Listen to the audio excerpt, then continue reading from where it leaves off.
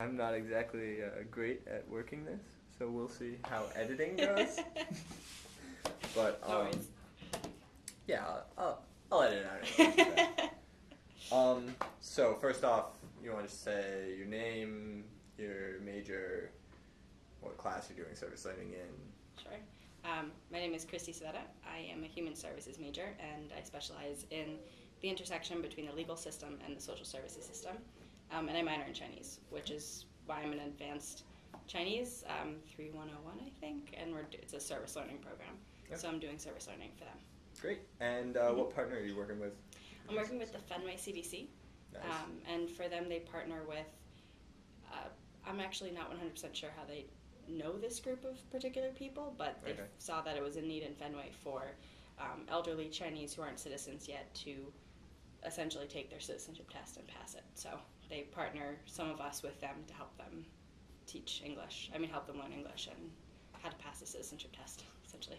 Great. So you're basically sitting down for conversations with these people or helping them study? Or? Yeah, I mean, it depends on the student and the people that they're working with, but I got paired with two elderly Chinese, not citizens, people, residents of this particular area, and for them both, helping them, I guess, go through the American citizenship test and figure out the answers and try to explain some of the English in, Chinese, explain the meanings of things in Chinese. And we have conversations. They ask me about words that they can use in their daily life as well, but a lot of it has to do with pronunciation and actually understanding what the citizenship is all about. Yeah, that's important. So you're going to take the test. Do you work with Rich over at Fenway CDC? Rich? Rich Giordano? Yeah, we met him, but I don't work directly with him, but we met him on the first day. He's a character. Nice guy. Yeah, I like him. So, how does your service relate to your personal overall goals? Well, I really do enjoy community service. It's probably why I'm a human services major, so it fits in with my personal goals in the sense that I want to do as much community service as possible. And it's definitely a way to kind of raise my Chinese speaking level. I spent this past year, part of it in China at a program in Beijing, and I realized that being around people who spoke Chinese all of the time and not a word of English absolutely helps raise the level of your language ability. So doing this definitely helps because I don't speak much English around them because they don't speak any. So makes sense. And then I was going to ask you how it benefits the community, but I think helping people become U.S. citizens certainly helps. Hope so. So what initially drew you to working with Fenway CDC? Was it?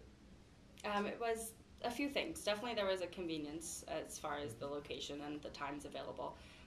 But I also realized that I liked the one-on-one service of being able to speak with somebody in Mandarin conversationally pretty much every week versus doing more of like a logistical programming for Chinese citizens. So I kind of prefer the conversational piece of it, I think. That's good. Makes sense.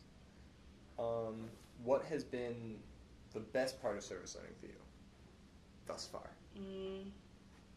I think the two people that I work with, they're pretty awesome. They're really fantastic people. They tell me all about their kids and their family. And every time I come in, which is very stereotypical elderly Chinese, they won't let me leave until I drink all of the tea that they've given me, until I eat all of the food they've put in front of me, which usually consists of apples and grapes or something.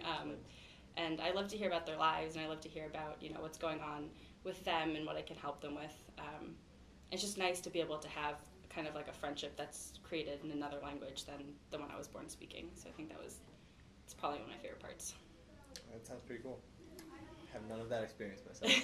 It's a good one. You should learn another language. Yeah, I could try. Is there anything you'd like to change about the service learning program or the process of finding a partner? Or?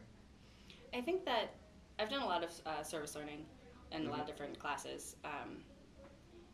And I think that maybe being able to, what I don't like about the service learning program is that we have to choose one partner, and we can't necessarily go through and see what everybody else is doing. And I don't know if there's any potential way to change that, to do like site visits. I know that take away from class time or service learning time or whatever, but it would be cool to do site visits for some of the places that we end up working. good idea. I don't know if we have the resources to do that, but it'd be pretty cool. Logistically, it's probably hard to do because Yeah. there are 700 something service learning students. Tons. You've done service learning in the past, though? Yep. What class did you have? Or classes? I did Human Services 101, and I worked at St. Stephen's Youth Program. Nice. And I did nonprofit management and strategic philanthropy. Nonprofit and strategic. And right, I can. And we worked for Northeastern Students for Giving. Nice. And we essentially were part of that. That was our service learning component. And I'm pretty sure I've done another one or two, and I just I understand that completely. I can't remember them. Have you stayed and done any continuing work with any of the partners from them? With NS4G, I stayed for a little bit, but that was mainly part of like the human services. I would go to some of the club meetings and do that. St. Stephen's, I stayed an extra couple weeks, but then through holiday break, I actually ended up leaving and going abroad for a co-op.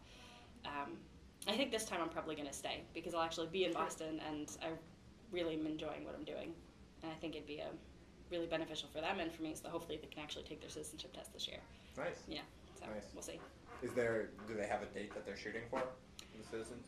Not really. I mean, the problem with, at least from what they tell me, and if I understand it correctly, according to the woman that I work with, she is quote-unquote too old to remember things, so it takes her a while for things to sink in.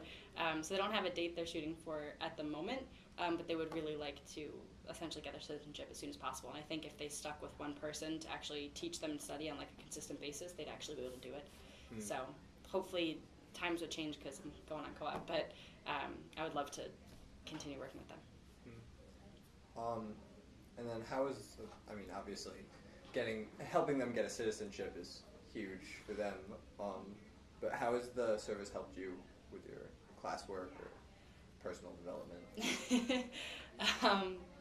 Well, I really like people, so it's great to talk to people, and that's always fun. And I think it's definitely helped with my Chinese.